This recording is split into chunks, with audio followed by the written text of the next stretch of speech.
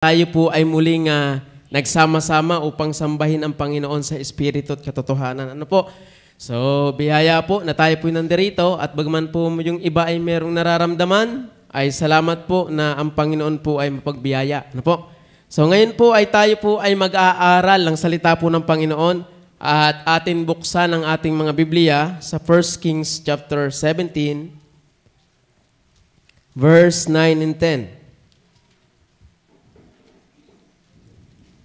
Tayo pong lahat ay magsitayo upang atin pong basahin na may paggalang ang salita po ng Panginoon.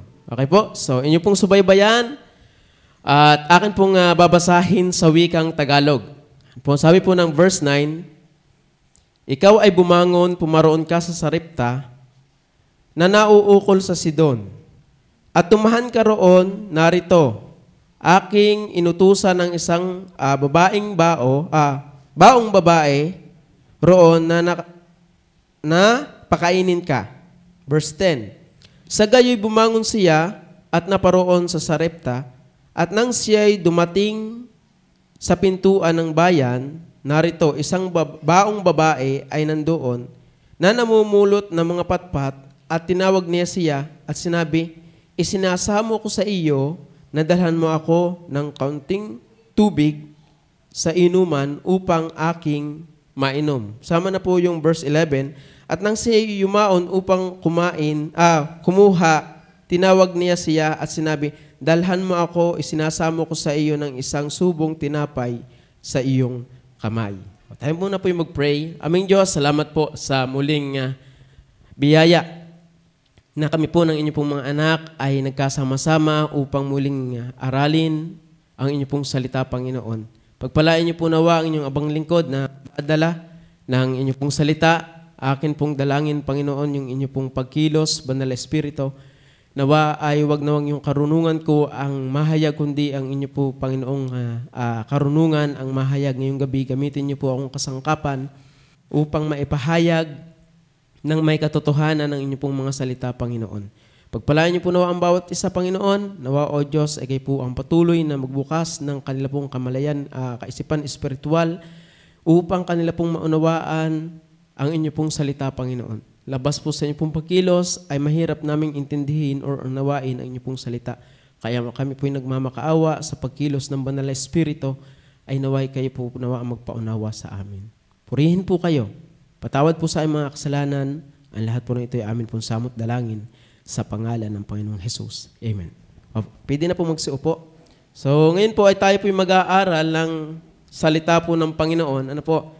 At biyaya po, tayo po ay nasa talakayang giving. Ano po? Alam niyo po, ang isang katotohanan na dapat huwag po nating malilimutan ay yung inutusan po or tayo po bilang isang naligtas sa biyaya ng Diyos. Alam niyo po, yung kaligtasan po natin, yan po ay sa pamamagitan po ng pagbibigay ng bugtong na anak ng Diyos. At ito ang Panginoong Hesukristo. Kaya po tayo ay bunga ng pagbibigay. Ano po? So kaya wag po nating kalilimutan ang katotohanan na inutusan din po tayo ng Diyos na magbigay. Ano po? At ang ating pong pag-aaralan, pinamagatan ko pong the obedient and the blessing in giving. Alam niyo po, napakalaki po ang blessing ng Diyos pag tayo po ay sumusunod sa Kanya pong kalooban. Ano? Dahil marami na po tayong nakita sa Biblia na kapag hindi po sumusunod sa kalooban ng Panginoon, ay hindi naman po pinagpapala. Ano? Bagaman hindi po tayo nagtuturo ng prosperity gospel, yun po ay kaabiba na ng ating pagsunod sa Panginoon. Dahil ang sabi po ng mga awit, ang nagpaparangal sa akin ay pararangalan ko din. Yan po yung sabi ng Biblia. Ano po? Kaya po tayo po ay maunawaan po nawa natin na ang pagbibigay ay dapat ito ay buhay na ng isang mananampalataya ng Diyos. Ano? Hindi na po ito kailangang iutos pa sa atin. Ano? Dapat ito ay buhay na natin. Ano? Hanggang sa kamatayan na po natin yan. Dahil tayo po bilang mananampalataya, kung wala pong ibinigay ang Diyos ng tagapagligtas para tayo po yung maligtas, tayo po'y walang kaligtasan. At wala po tayong kaalwan ng makakamtan pag tayo'y namatay, tayo pupunta ng langit. Ano, dapat ho nating maunawaan yan. Kaya dapat, ang pagbibigay ay hindi na yan usapin sa simbahan. Dapat tayo po'y lumalago sa pagbibigay. Ano po? Dahil yan po'y isa sa paraan ng Diyos para tayo po'y pagpalain. Ano? So ngayon po, atin pong talakayin, ito pong, kung kayo po'y nagbabasa ng Biblia, ito po ay pamilyar na sa ating tagpo. Yung si Elijah at yung Sarepta. Ano? So, yan po ay, tagpong yan ay yung si Elias ay sinabihan si Akab na hindi uulan. Ang sabi po diyan ng verse 1, at si Elias na Tisheba na sa mga nakikipamayan sa Galaad ay nagsabi kay Akab, buhay ang Panginoon, ang Diyos ng Israel, na ako'y nakatayo sa harap niya, hindi magkakaroon ng hamog uulan man sa mga taong ito, kundi ayon sa aking sinalita. Kung inyo pong aaralin yung tagpong yan, punta po tayo muna sa Luke chapter 4, verse 25. Bagaman walang specific na sinabi doon, akin pong hinahana, pero nakita ko po dito sa Luke chapter 4, verse 25, kung gaano po katagal yung sinabi na ulan, na hindi umuulan, dahil napakahalaga po sa Middle East pag naulan. Hindi po katulad dito sa atin. Doon po yung disyerto. At pagka umulan or may hamog na ipinabababa ang Panginoon, yun po yung napakahalaga sa kanila.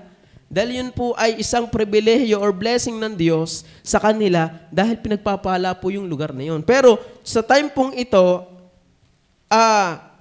matindi ang kahirapan na naranasan ng mga tao doon. Ang sabi ng verse 25, ang sabi po, inyo pong subaybayan, katotohanan, datapwat katotohanan sinasabi ko sa inyo, maraming mga baong babae sa Israel ng mga araw ni Elias nang sarhan ng langit sa loob ng 3 taon at 6 na buwan noong datna ng malaking kagutom ang buong sangkalupaan. Ganun po katagal ang kagutom na nangyari. Ayun nga tayo, nagpandemya lang. Hindi pa naman totally gutom eh. Dinadalhan pa tayo ng ayuda. No? Meron pa tayong nakukuhang ayuda, yung 3 taon na pandemya. Pero hindi naman talaga totally walang-wala. Ay dito, mamaya atin pong titingnan kung paano po yung pagsunod ng even the prophet, even noong biyaya po sa atin ang ating pong pastor. Na tayo po'y tinuturuan niya ng salita ng Diyos dahil pagdating po ng pahuling talata, naunawaan noong ng Sarepta na tunay ang iyong Diyos at tunay ang salita na nasa sa iyong bibig. Ang sabi po doon ng verse 25, hindi po ako nagkakamali. Kaya tayo po ay pinagpapala dahil po ng pastor na idinadaan po sa kanya yung salita ng Diyos na binibigay naman po sa atin upang ating ganapin at sundin. Ano po? So yun po yung sabi ng talata. Ang sabi po diyan, 3 taon at 6 na buwan. Ganun po katagal yung kagutom na nangyari doon sa tagpupong yun. Ano? Kaya atin pong titingnan, paano pinagpala yung Sarepta sa kanyang pagsunod at sa kanyang pagbibigay sa lingkod ng Panginoon. Ano? So, ang sabi po ng talata dito, balik po tayo sa 1 Kings chapter 17.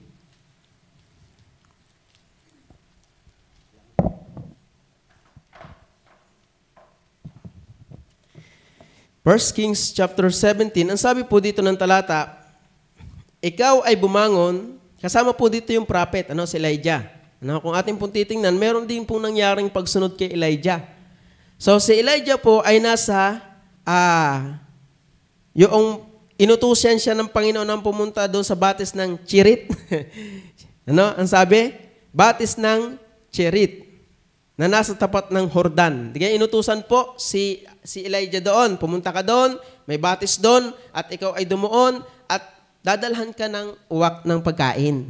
Sa madalit sabi, nandun na yung obedient, yung pagsunod. Kaya po, tingnan po natin ang ating pastor, yun po yung biyaya na po sa atin. Blessing na po yun. Mahirap pong mangaral ng katotohanan. Pero salamat sa Panginoon ng ating pong pastor ay nangangaral pa rin ng katotohanan. Nanood nga ako nung isang video clip, yung tupa, Siyempre, may mga tupa palang nanunuwag din. Kala ko hindi nanunuwag. Ano? So, merong tupa, may inaayos yung pastor. Sinuwag sa likod. Ang daming beses. Ang daming video, ang daming pagpapakita. Pero hiwa-hiwalay na video. Ikinumpres lang niya sa isang video. Kaya mahalaga na tayo po ay sumunod. Ano? Yun po yung biyaya ng Panginoon. Tayo po'y sumunod. Ang sabi po dito, verse 4, at mangyayari na ikaw ay iinom sa batis at aking iuutos sa mga uwak na pakainin ka roon. So, kaya inutusan nyo ng Panginoon, syempre may purpose. Ano? So, mamaya atin hong titingnan. Sige po, talon po tayo sa verse 9. Ikaw ay bumangon. Syempre, naubos na yung tubig na iga, kung inyo pong susubaybayan yan at inyong babasahin. Ikaw ay bumangon, pumaroon ka sa Sarepta na nauukol sa Sidon. At tumahan ka roon, narito aking inutusan ang isang baong babae, roon na pakainin ka. Yan. So, sa madalit sabi, pumunta ang pastor, ano? Pumunta ang lingkod ng Panginoon, ano? Ang propeta, pumunta ngayon sa Sarepta. Ano? Hindi humayaman yung Sarepta. Na mamaya, at makikita dito, kung kayo pamilyar na, pamilyar na naman siguro kayo, malamang-lamang. Ano? Ang sabi po dito, verse 10, sa gayo'y bumangon siya at naparoon sa Sarepta. No? So, ibig sabihin, merong 3 taon at 6 na buwang kahirapan at yung lugar ay talagang talaga namang hirap-hirap. Ay hindi na ulan, pagka hindi walang ulan, walang pagpapala sa lupa. Ano? Walang pagpapala sa lupa kahit ikay magbungkal at wala.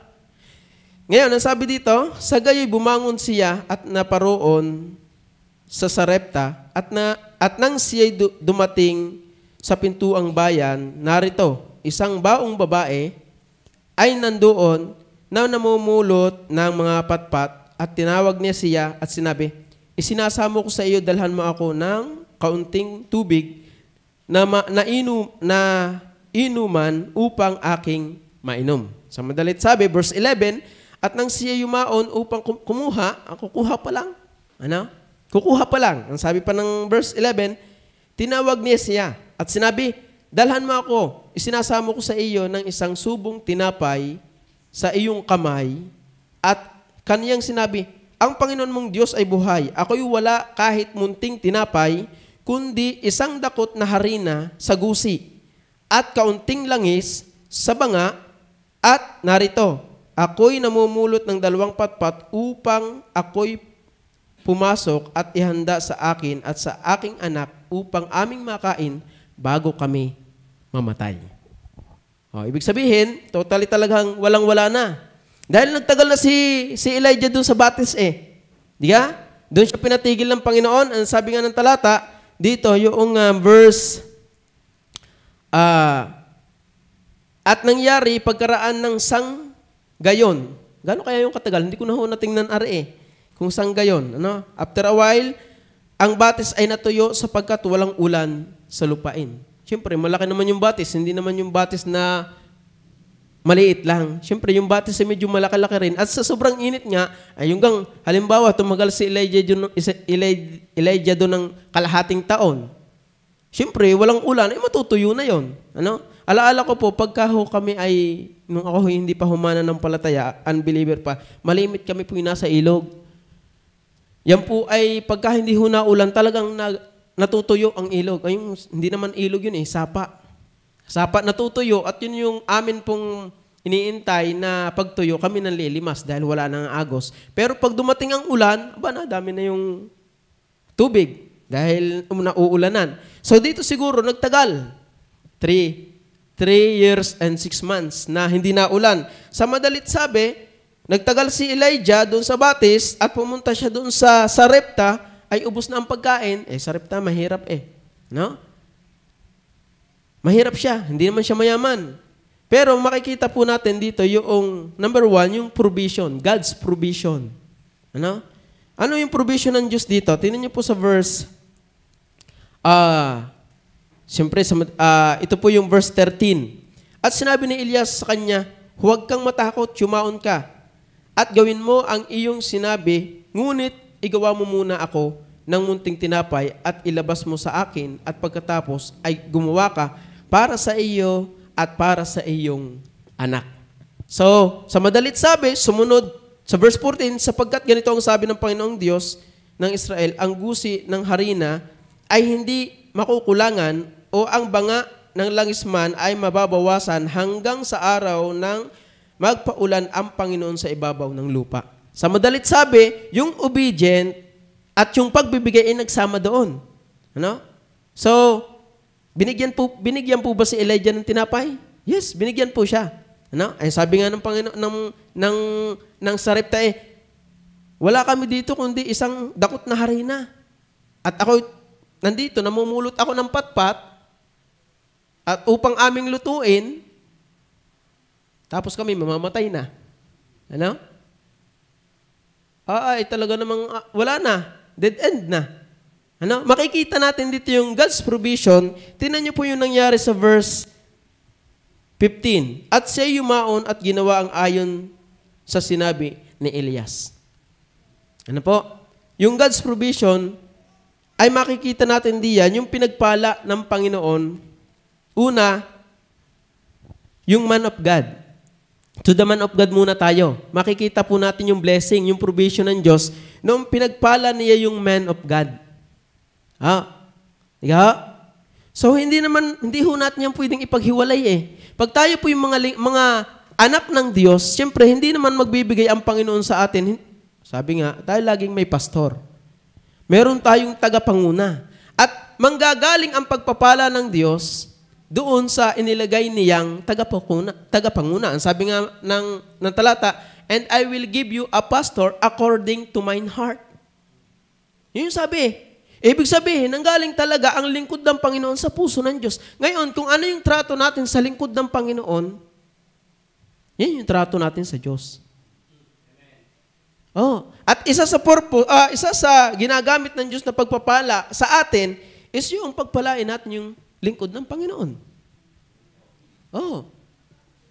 Pagpalain natin yung lingkod ng Panginoon.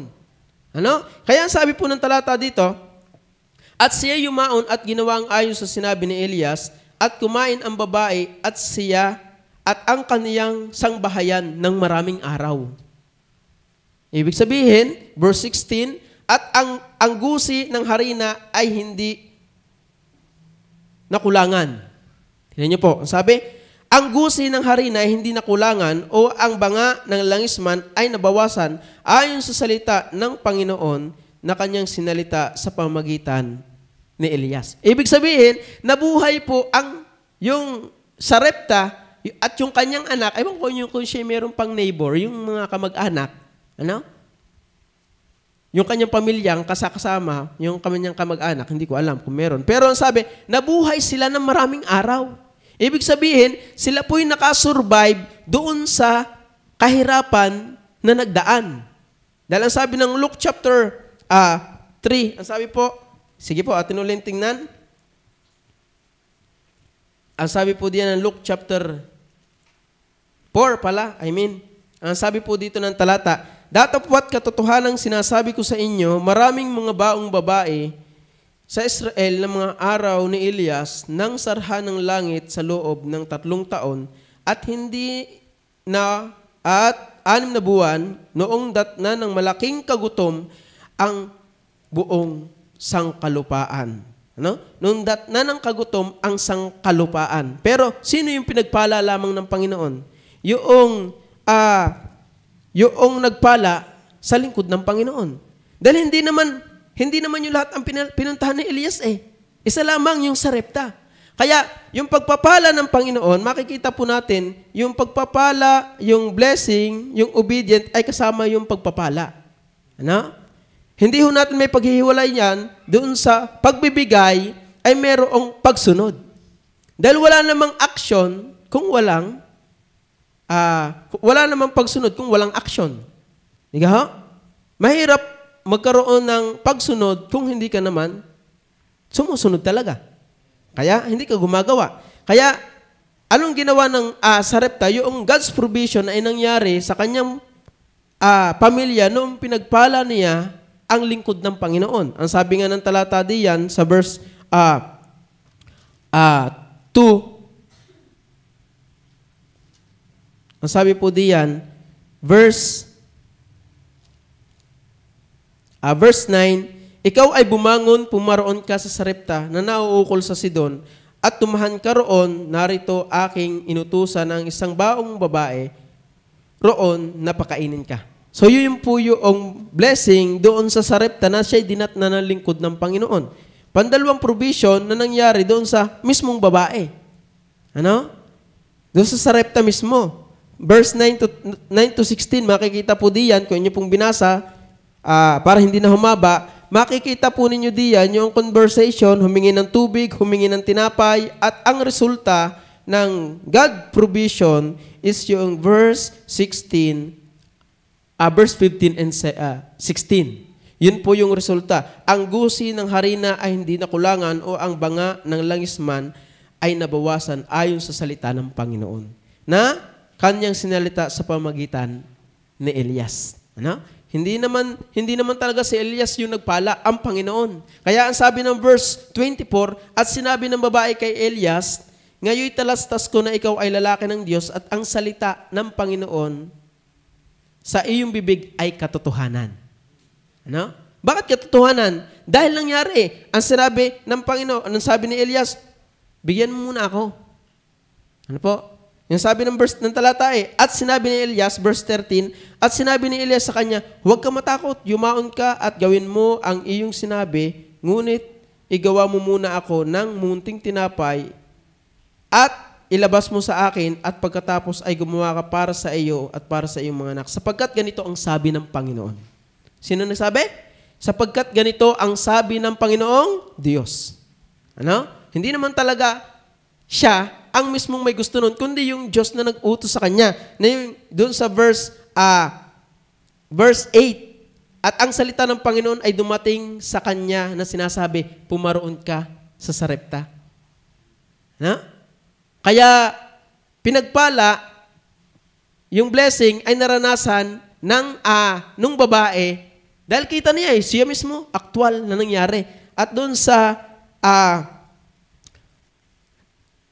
at sa kanyang pamilya, verse 15, yung God's provision ay nangyari doon sa nung pinagpalan niya yung man of God at nangyari doon sa babae, sa Sarepta, at doon sa kanyang pamilya. Ang sabi ng verse 15, at siya yumaon at ginawa ang ayon sa sinabi ni Elias at kumain ang babae at siya at ang kanyang sangbahayan ng maraming araw. Ano? Kumain siya at ang kanyang anak at ang kanyang sambahayan ng maraming araw. Ibig sabihin, talaga silang nakasurvive. Kaya alam niyo po, kung gusto niyo po talagang tayo po ay i-bless ng Panginoon sa atin pong buhay, ay hindi lamang tayo yung humihingi. Ano sabi nga, dapat tayo po yung nagbibigay din. Ano? Dahil kung tutusin, ang pagbibigay ho ng Panginoon sa atin ay sobra-sobra. Ano? Pero tayo minsan, kaya tayo po ay hindi makapagbigay dahil ang tingin natin sa ating sarili, tayo'y kulang. Ano? Sabi nga ng tatay ko na, malulugi, wala naman tayong atin. Ano? Sabi nga ng talata, hubad akong lumabas sa bahay bata ng aking ina at hubad, nababalik din ako roon. Ibig sabihin, pag tayo po'y namatay, ay wala tayo pong madadala ni 5. Bagaman wag niyo pong mamisinterpret, atin pong binabalanse, maganda po ang yaman, pero dapat tama po ang paggamit ng atin pong yaman. No? Tama po dapat yung paggamit ng ating yaman at ang tamang paggamit ng kayamanan is yung naluluwalhati po ang Panginoon sa ating mga kayamanan. Hindi yung kayo po naluluwalhati sa inyong sarili. Hindi po yung naluluwalhati yung parang pampalaki ng ego. Ay, dahil ko kaya, dapat ang Diyos po ang naluluwalhati. Hindi po tayo. At alam niyo po, pagka naman tayo po talaga nagtatapat sa Panginoon, hindi maaaring hindi tayo parangalan ng Panginoon. Kabuntot na po yun. Ano po? Kaya ang sabi po diyan, pinagpala, yung provision ng Diyos ay nangyari doon sa man of God, sa Sarepta, and sa kanyang pamilya. Doon po sa kanya pong sambahayan, atin pong makikita diyan. At nakita po natin yung mga katotohanan yon na sinasabi po dito sa talatang ito? Ano po? Nakita po natin yan. Diyan. Verse 14. Sige po. Sabi po dito, sapagkat ganito ang sabi ng Panginoong Diyos ng Israel, ang gusi ng harina ay hindi makukulangan o ang banga ng langisman ay mababawasan hanggang sa araw na magpaulan ang Panginoon sa ibabaw ng lupa. Pandalwa pong katotohanan na ating makikita po diyan, yung God's preservation. Ano? Preservation. Pag sinabi pong preservation, to keep alive, intact, or free from decay. Ano? Alam niyo yung pinipreserve? Para daw tumagal ang isa pong pagkain, dapat yung maalat. Ano? Tandaan po natin, at atin pong bulayin, nangyari po sa atin ang pandemya. Ilan taon po yun? Kulang-kulang, 3? 3 nga ba? 2. Ano? At hindi naman talaga tayong hirap eh. Tayo lang ay hindi makalabas, pero meron pa naman tayong nakakain. Ano? Tumaba pa nga. Ano? Tumaba. Pero dito po, talaga pong wala. Sabi nga, hindi pa naman ako nakakarating ng Middle East, pero doon talaga ay disyerto. Malimit. Ano? Malimit ay desert. Kaya pagka hindi nagkakaroon ng hamog, ay wala hong halaman, nasisibol. Wala hong lalaking halaman. Siyempre, magtanim ka at kaunting dilig, ay hanggang saan mo didilig? Hanggang kailan mo didiligan yan? Ano? Kaya pag kayo nalabas pagka umaga, pagka umaga, tinitingnan ko yung jeep, lalo na itong kulay gray na jeep, pati sa loob, pasok ang hamog eh. Kita mo yung hamog, ibig sabihin, yun yung nagdidilig sa lupa. Para ang lupa ay magkaroon ng bagong halaman. Ano po? So, dito po ay hindi na nangyari yun dahil 3.5 years na walang hamog, walang ulan. Ano ho? Kaya, napakatindi na rin. Ano po? Kaya ang sabi po dito, verse 14, sapagkat ganito ang sabi ng Panginoon mong Diyos, ng Panginoon ng Diyos ng Israel, ang gusi ng harina ay hindi makukulangan o ang banga ng langisman ay mababawasan hanggang sa araw na magpaulan ang Panginoon sa ibabaw ng lupa. Take note, hanggang kailan daw? Hanggang sa araw na magpaulan ang Panginoon. Saan? Sa ibabaw ng lupa. Ibig sabihin, yung 3 taon at 6 na buwan na kahirapan ay hindi nila naranasan dahil noong yung God's preservation. Hindi naman lahat ng mga baing babao. Sabi ng Luke, balik nga ulit tayo. Ano? Sa Luke, hindi naman lahat. Babaeng ang asawa'y bunot. Wala na ito iniwanan na ng asawang bunot. Ang sabi po dito, datapwat katotohanang sinasabi ko sa inyo, maraming mga baong babae sa Israel. Pero ang nakaranas lang ng God's provision at God's preservation is yung baong babae na pinuntahan ni Elias. Bakit? Yun ang ginamit ng Panginoon na kasangkapan upang makita natin itong tagpong ito na sa pagbibigay ay mayroong pagpapala ang Diyos. Dahil kung wala pong ginamit ang Panginoon sa tagpong ito, kaya natin naaaral ngayon, yung Sarepta, kaya natin inaaral ngayon dahil ito ay pagtuturo din ng Diyos sa atin para tayo po ay magbigay at pagpalain. Sabi nga ng talata sa Deuteronomy, kung iyong gagawin ang lahat ng mga kautosang ito at gaganapin, ay hindi pupunta sa iyo yung salot. Kung ako hindi nagkakamali, Deuteronomy chapter 38 yata yun. Di ka, may salot at may pagpapala at may sumpa. Doon, kung inyo pong nabasa yung Deuteronomy, may pagpapala at sumpa at mas marami yung sumpa. Kaysa pagpapala. Ay, sabi doon? Kung iyong gaganapin. Kaya nakita po natin sa tagpong ito na merong ginamit ang Panginoon upang tayo po'y turuan na sa pagbibigay ay meron pong blessing. At wag ho tayong matakot magbigay. Yun po yung kalaban ng pagsunod sa Diyos, yung takot. Dahil kung ang saripat na ito ay natakot sa pagbibigay, Eh, bigay tumating pa rin eh. Ito na nga laang. Ang aming isasaing, ang aming iluluto, at pagkatapos natin mamamatay na kami, tapos hihingi ka pa. Ano? Ano kaya kung mangyari po sa atin yung ganong tagpo, yung walang-wala na? Ano? Yung naririnig mo pa nga laang yung kalantog na ambigasan, ikaw ay alumpihit na. Ay ayun, talagang isang dakot na lang. At alam niya na 3 taon, sabi nga, 3 taon at kalahati. Matagal-tagal pa. Ano? Sa madalit sabi, yung God's preservation ay nangyari. Ang sabi nga, to keep alive, intact. Ano? Pag sinabing intact, yan po yung buo. Ay, kung ito hindi sumunod at kinain nila yun, ay, huwag na, na nga laang, bibigay ko pa sa inyo. Wala na nga kaming makain, patay na. Kaya alam niyo po yung pagsunod sa Panginoon, yan po yung pinaka-the best na gawin natin para tayo po ay masecure. Para tayo po yung maingatan. Dahil ang pagsunod po sa Panginoon, di yan po tayo iniingatan po ng Diyos. Tingnan niyo po ang tupa, pagka humihiwalay po sa kawan, humihiwalay po sa pastor, ano nangyayari? Napapahamak. Pero pagka tayo po'y sumusunod doon sa tahakin ng pastor, ng shepherd, ay tayo po'y naiingatan. Ganon din po doon sa prinsipyo, pagdating po sa pagbibigay sa Diyos. Ano? Tayo po ay pinagpapala ng Panginoon, hindi lamang ng material, kundi spiritual. Ano? Lumalago po tayo. Lahat ng bahagi, ng aspeto ng ating buhay ay lumalago. Dahil tayo po'y sumusunod sa Panginoon. Ano po?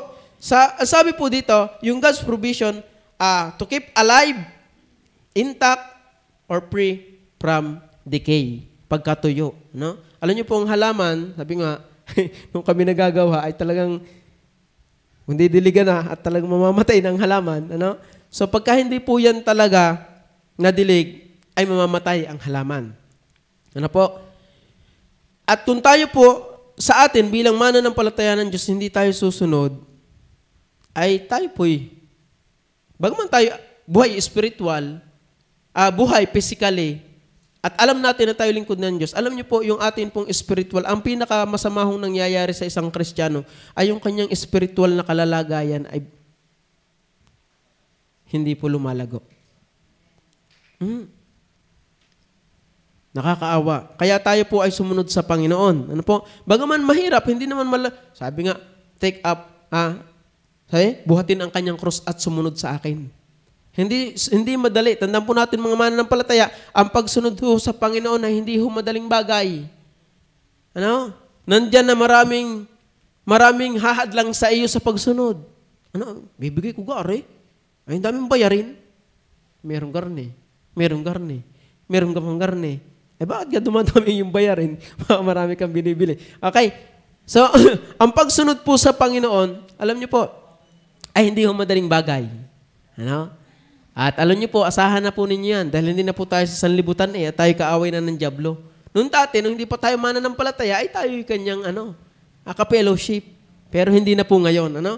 Kaya ang pagsunod po sa Panginoon ay hindi madaling bagay. Dahil yung ginawa ng sarepta ay hindi ho madaling bagay. Isang dakot na lang. Ay kung nagduda kaya yun, ano kayang mangyayari? May tagpo kayang ganito? Tayong inaaral ngayon sa pagbibigay, sa loob ng 3 taon at kalahati ay naitawid yung kanyang buhay. Na iisang dakot na lamang. Ano? Wala. Kung hindi siya sumunod at kung siya ay nagdalawang isip. Ano? At hindi ho madali yun. Sabi nga niya, sabi nga, buhay ang Panginoon. Sabi niya, sapagat ganitong sabi na, verse 12, at kanyang sinabi, ang Panginoon mong Diyos ay buhay. Ako'y wala kahit munting tinapay, kundi isang dakot na harina sa gusi at kaunting langis sa banga, at narito, ako'y namumulot ng 2 patpat upang ako'y pumasok at ihanda sa akin at sa aking anak upang aming makain bago kami mamatay. Talagang patayan ang isip din, ang usapan din. Hindi na, wala na. Ito pang ano pa namin to pang 1 linggo pa namin. Tapos hihingi ka pa. Ito pang 3 araw pa namin, tapos hihingi ka pa. Hindi. Yun ay talagang isang kain na lang. Isang ngayong gabi na lang. Kakainin nila. Lulutuin ko na are. Tapos pag kinain namin to, kami mamamatay na. Wala na. Ano? Huling hapunan. Ano? Pero salamat, meron tayong nakita ngayong katotohanan sa kabila ng pagsunod at pagbibigay, merong preservation, yung God's preservation. Saan? Doon sa pamin na dumaan. Kagutom. No? Tama, nung dumaan yung pandemya, ano nangyari sa ibang tao? Na-stress, nagbikti. Ano? Na-stress na eh. Ano ka? Eh, parang tapos na eh ang buhay. Kaya ang iba yung, lalo na ang ama ng sambayan, nagbibikti. May balita kayo nagbibikti dahil nung kahirapan na hindi nila, anong mangyayari na sa amin? Na-stress. Ano? Kaya biyaya ng Panginoon yung provision ng Diyos, God's preservation ay nandidiyan sa tagpong yan. Kaya nga ang sabi po diyan, yung verse 25 ng Luke chapter 4, hindi marami. At biyaya ng Panginoon, yun ang pinuntahan ni Elijah, inutusan siya ng Panginoon. Yung Sarepta, pinuntahan ni Elijah, at yun yung pagpapala na ating nakikita ngayon. Ano? Yung sumunod, yung Sarepta, na pinagpala ang lingkod ng Panginoon dahil utos din ng Panginoon na siya'y pagpalain, bigyan ng pagkain. No? Kaya yun po yung sabi, God's preservation, saan? In famine, in death. Ang sabi ng verse 14, verse 12, bago kami mamatay. Ano? Yun po yung sabi, bago kami mamatay. Ibig sabihin, talagang usapan din, patayan na. Patayan ang usapan dito. Hindi ito, kumbaga, ay biro-biro. Ano? Kaya, makikita po natin diyan yung katotohanan, yung preservation ng Diyos ay nandoon sa mga taong nagtatapat sa pagbibigay at sumusunod sa pamamagitan ng pagbibigay. Ano? So, ranas ko rin po yan sa akin pong sarili bilang manggagawa ng Panginoon. Hindi po ang Panginoon nagkulang sa akin. Opo. Nung ako po ay lalong nagtatapat sa Panginoon, lalo po siyang nagpapala sa aking buhay. Sa atin pong pastor, nung siya po yung naglingkod sa Panginoon at nagtapat sa Panginoon, hindi po ang Panginoon nagkukulang sa kanyang buhay. Sa mga nagtatapat po dito sa Panginoon, sabihin niyo po sa akin kung ang Diyos po yung nagkukulang sa inyong buhay at ang Diyos po yung sinungaling sa kanyang sinasabi. Ngayon, kung kayo po yung nagtatapat sa Panginoon at kayo pinagpapala, ang Diyos po yung tapat. Ngayon, hindi mo naman pwedeng sisihin ang Panginoon na kung ikaw nagtatapat at ikaw ay parang nagkukulang, baka may timing lamang ang Panginoon. Ano? So, dahil kung kahit naman ikaw magtapat at hindi ka pagpalain ng Panginoon, eh, deserve din naman yun sa atin dahil wala naman tayong atin. Oh, wala tayong atin. Ano? Kaya dapat tayo po yung laging magtapat sa Panginoon. Ano? Preservation in famine, in death, and in tribulation. Yun po yung sabi ng talata. Mahirap po yan. Ano? So, tribulation, yung hirap na naranasan ng Sarepta ay hindi birong bagay or hindi birong tagpo nangyari. Kaya po yan ay nasulat, sabi nga ng James ay sa Santiago meron din tagpo doon na hindi nagpaulan ang Panginoon. Ano? Kaya yun po yung sabi, God's preservation. Ano? Ang sarap po noon. Nung tayo po ay sa kabila ng tayo po ay hindi naman mayaman, hindi naman mahirap, pero ang biyaya ng Panginoon ay sumasapat pa rin sa atin. Ano po? Napakasarap nun. Ano? At alam niyo po, sabi ko nga, hindi ang Diyos nagkukulang sa mga anak niya na nagtatapat sa Kanya. Hindi po nagkukulang. Ang Diyos po ay tapat sa Kanya pong sinasabi. Lahat po ng sumunod sa Panginoon sa pamamagitan ng pagbibigay, ay may blessing po ang Panginoon. May biyaya po ang Panginoon. Hindi yun mawawala. Yun ay kaabiba na. Kasama na po yun ng biyaya ng Diyos. Yung preservation na ginagawa ng Diyos sa atin. Pag sinabing preserve, talagang, pinananatili. Di ba? Pag sinabing preservation, pinananatili. Ano? Sa pagkain, sa bagoong. Ano? Pinipreserve. Nilalagyan ng alat. Ano? Yung preserve ang bato. Ano? So, sa tuyo, ano? Para matagal mabulok, nilalagyan ng alat, asin. Ano? Sa pagkain, sa dilata, nilalagyan ng formalin. Sabihin, para matagal mabulok. Yun, sa patay din. Sa patay, formalin, itinuturok or para umabot pa ng ilang araw. Para sila po, para hindi mamaho at tumagal pa. Ganon din po sa atin, bilang tayo po'y mananampalataya ng Diyos. Kung tayo po'y sumusunod at nagbibigay sa Panginoon, ay yung kanyang katapatan na hindi nagbabago sa atin. Hindi po siya nagbabago sa atin. So, yan po yung katotohanan na dapat po nating makita. So, verse 18, ang sabi po dito, atin pong makikita naman po dito yung verse 18. Siyempre, yung tagpo pong ito ay sa madalit sabi, verse 16, nandun yung pagpapala ng Panginoon. Nung ang Saripat ay sumunod sa Panginoon, pinakain ang lingkod ng Panginoon, pinagpala sila ng Panginoon. Ngayon, may dumating na pangyayari. Verse 17, at nangyari pagkatapos ng mga bagay na ito, na ang anak na babae na may-ari ng bahay ay nagkasakit. At sabi dito, at ang kanyang sakit ay malubha na walang hiningang naiwan sa kanya. Ibig sabihin, namatay. Ang sabi ng talata, verse 18, at sinabi niya kay Elias, ano ang pakialam ko sa iyo o ikaw na lalaki ng Diyos? Ikaw ay naparito sa akin upang ipaalala mo ang aking kasalanan at upang patayin ang aking anak. Ano kayang kasalanan ito? Either kung pangangalo niya baga or hindi ko alam. Dahil babaeng ba o walang asawa? Saan ang asawa nito? So, hindi ko alam kung anong tagpo ang kasalanan. At bagaman may kasalanan literal na talaga sa atin. Bilang tao, tayo sadyang makasalanan. Pero yung kanyang ginagawa, siguro yun yung ipinapaliwanag ng babae. Verse 19, at sinabi niya sa kanya, ibigay mo sa akin ang iyong anak.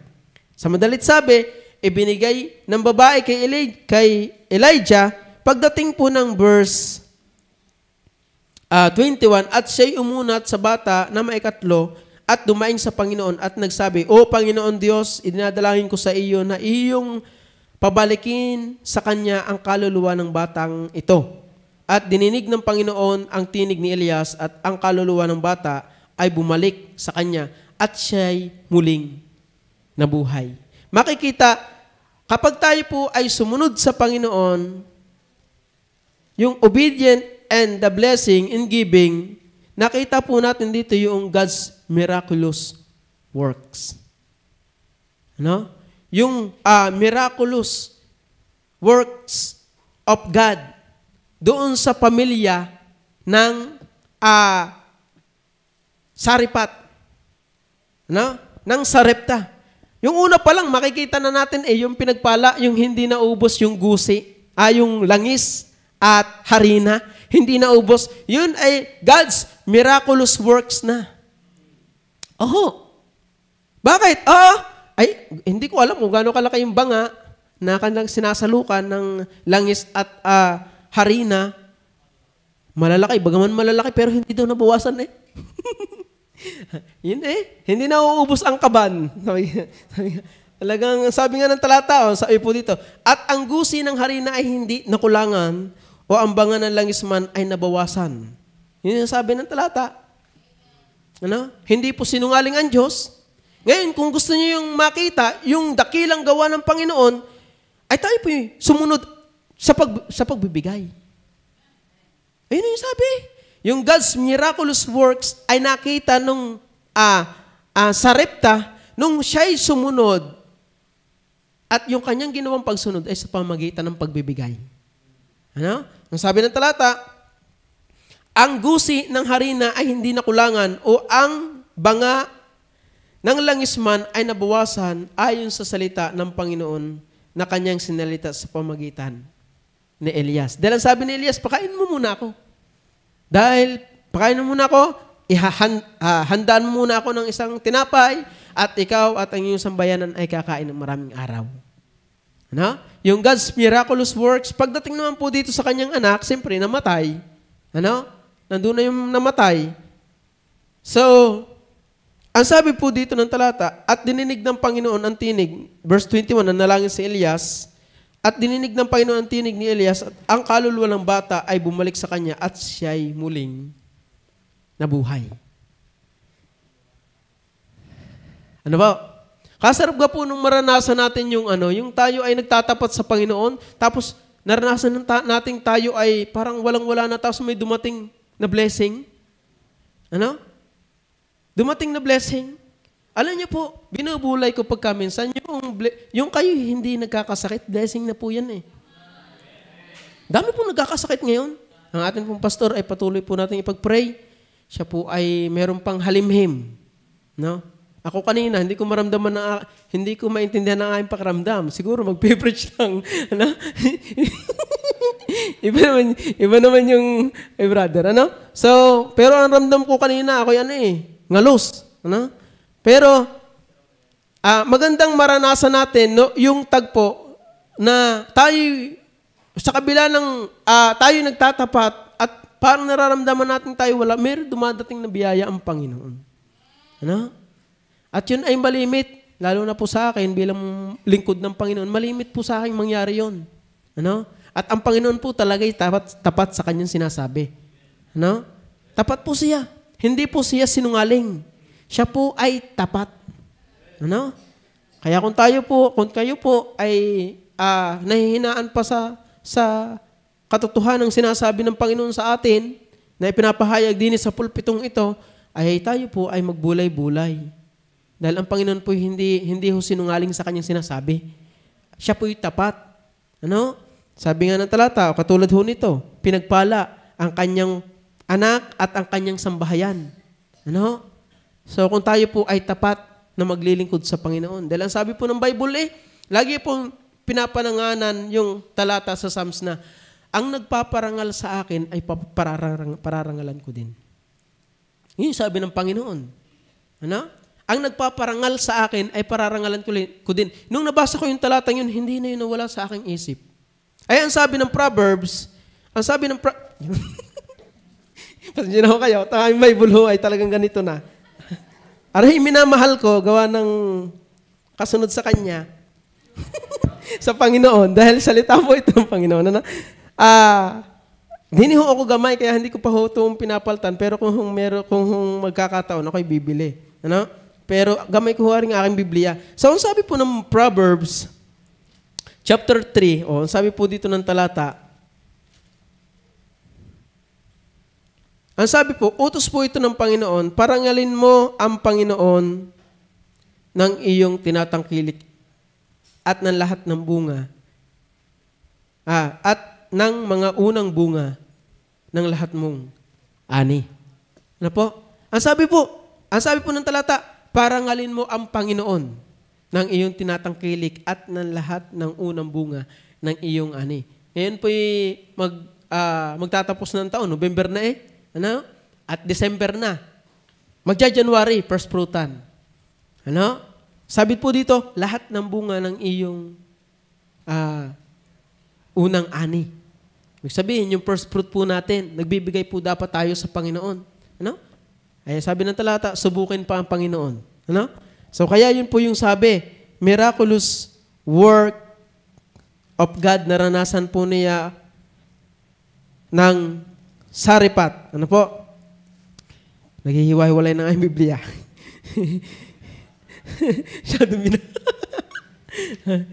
Sabi po ng 1 King, baling po tayo sa 1 Kings.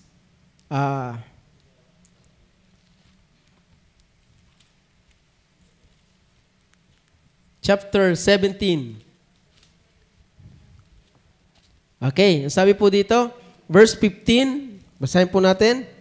At siya yumaon at ginawa ang ayon sa sabi ni Elias at kumain ang babae at siya at ang kaniyang sangbahayan ng maraming araw. So yung God's miraculous works ay naranasan niya sa kanyang buhay sa verse 15. Ano?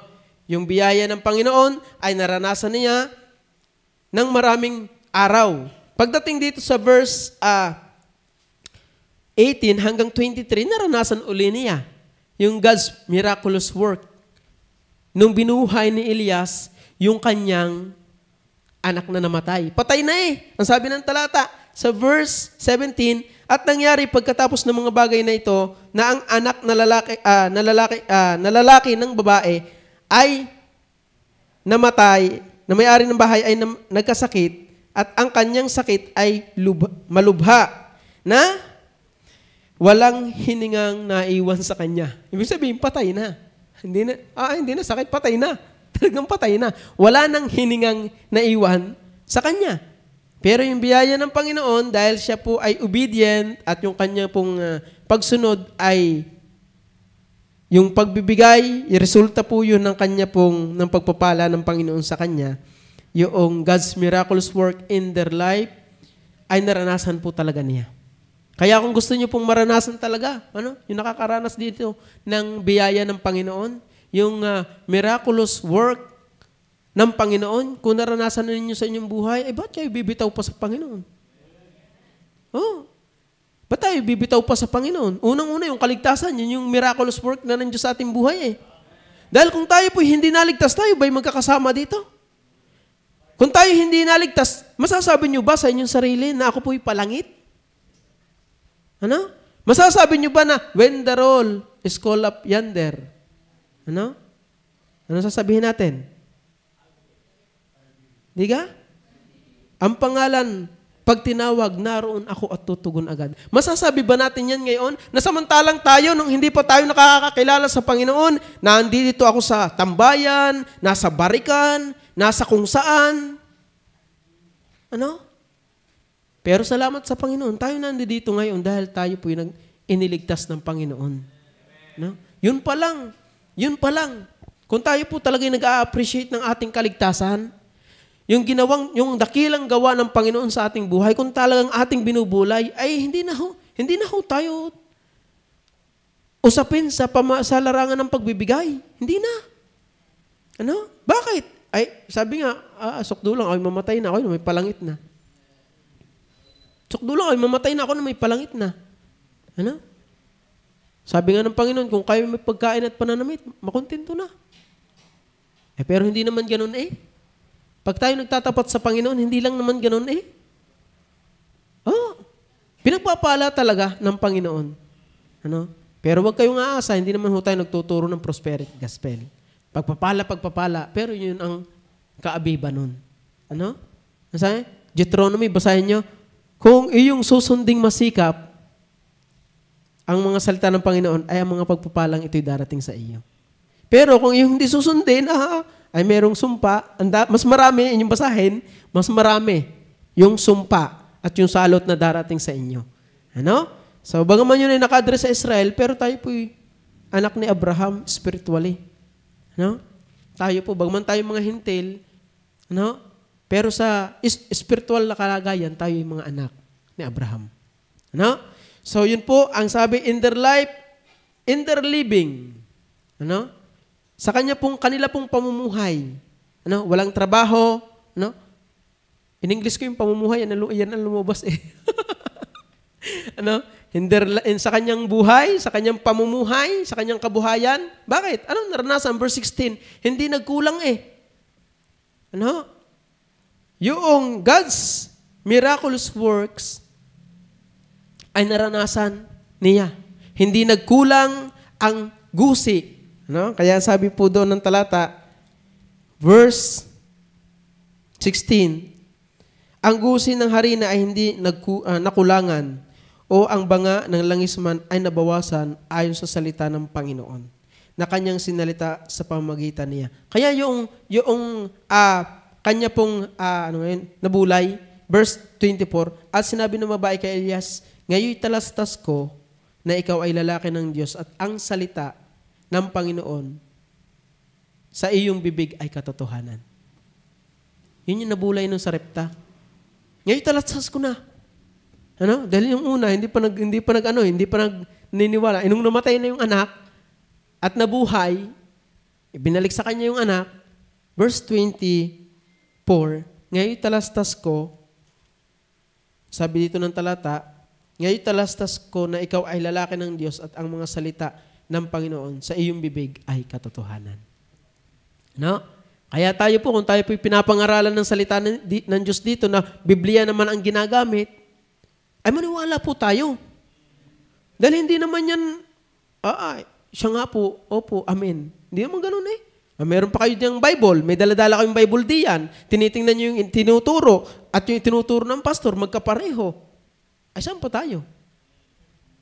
Saan tayo maniniwala? Baka mas naniniwala pa tayo sa sabi-sabi ng kapitbahay eh. Ano? Kaysa sa sabi-sabi ng salita, sasabi ng salita ng Panginoon. Ay, ang sabi ng Diyos, para ikaw ay pagpalain, parangalin mo ang Panginoon sa iyong pamumuhay, sa iyong kayamanan. Ay ngayon, sabi ko nga, palagi, kung ikaw pinagpapala ng Panginoon, hindi ka naman tapat, ay hindi ko din alam kung saan niya nanggagaling. No? Hindi ko rin alam kung saan niya nanggagaling. Dahil si Satanas, para tayo po ay mapalayo sa Panginoon, ay iaalok talaga sa iyo lahat ng uri ng kayamanan dito sa mundo. No? Kaya mag-ingat po tayo. Hindi lahat ng pagpapala ay pagpapalang mula sa langit. Ano?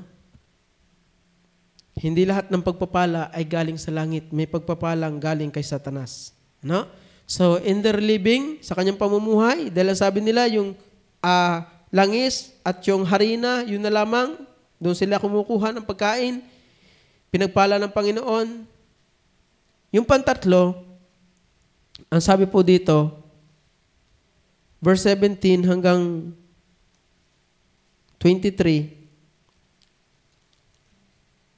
God's miraculous work in their life, in their living, in the life of her Son. Yun po yung biyaya. Kaya kung kayo po ay nararatnang pa natin po tayong sarili sa ating buhay na lamang ay tayo buhay pa kada araw, ay tayo po ay magpasalamat sa Panginoon. At isang paraan ng Panginoon para po tayo pagpalain niya ay yung pagbibigay. No? Isa yung paraan po yan ng Panginoon para tayo po yung magpasalamat sa Panginoon. Hindi na po yan kailangang ulit-ulitin pa. Dahil sabi ko nga, kung pababayaran ng Panginoon yung ating hinihinga, ay tayo lubog na sa utang. Opo. Opo. Yan po'y totoo. Dahil nung ako po'y nasa ospital, nung ranas ko po yan, nung ang akin pong inay nabubuhay pa, ako po'y nasa ospital, ako po'y nagbantay. Meron po doon naka-oxygen. No? Tinanong ko, magkano po yung oxygen ninyo? 6,000. Yung oxygen, yung tangke na may lamang oxygen na nakalagay din 6,000. Ay, kung pababayaran ng Panginoon sa atin kada hinga, kahit 5 sentimos, ay tayo po ba'y makakabayad pa? Ay yung magpapalit kayo ng bato, ay kulang mahigit 1,000,000. Ay kung pababayaran niya ng Panginoon, ay tayo ho kayo makakabayad pa? Wala na. Kaya alam niyo po, ang tamang pag-iingat sa ating sarili at sa ating mga tinatangkilik, ayun tayo po magtapat sa Panginoon. At ngayon, kung ayaw mong ingatan yan at kung gusto mong mawala yan, ay di mo ka magtapat sa Panginoon. Yun lang naman eh. At mo, yung Sarepat, nung siya, hindi naman niya ginusto, pero pinagpala siya ng Panginoon dahil siya'y sumunod at nagbigay. Pero paano kung hindi siya nagbigay? Ay amin na nga lang, aribig, hihingi pa. Ito na nga lang, last na. Ano? Mamamatay na kami, hihingi ka pa. Bahala ka diyan. Ay hindi naman niya yung kilala eh. Inutusan lang ng Panginoon si Elijah na pumunta doon sa Sarepat upang siya'y pakainin. Pero kaano-ano ni Elijah yun? At kaano-ano ng Sarepat yung si Elijah? Wala. Kaya nga sabi ng verse 24, At sinabi ng babae kay Elias, ngayon talastas ko na ikaw ay lalaki ng Diyos at ang salita ng Panginoon ay sa iyong bibig ay katotohanan. Dahil hindi naman niya kilala yun. Ano? Paano kaya pag may pumunta sa inyong tao? Di ba pag may pumupunta sa ating tao na hindi natin kilala, ay talagang tinitingnan muna natin mula ulo hanggang paa. No? Mula ulo mo kang paa. Ano? Mula ulo mo kang paa.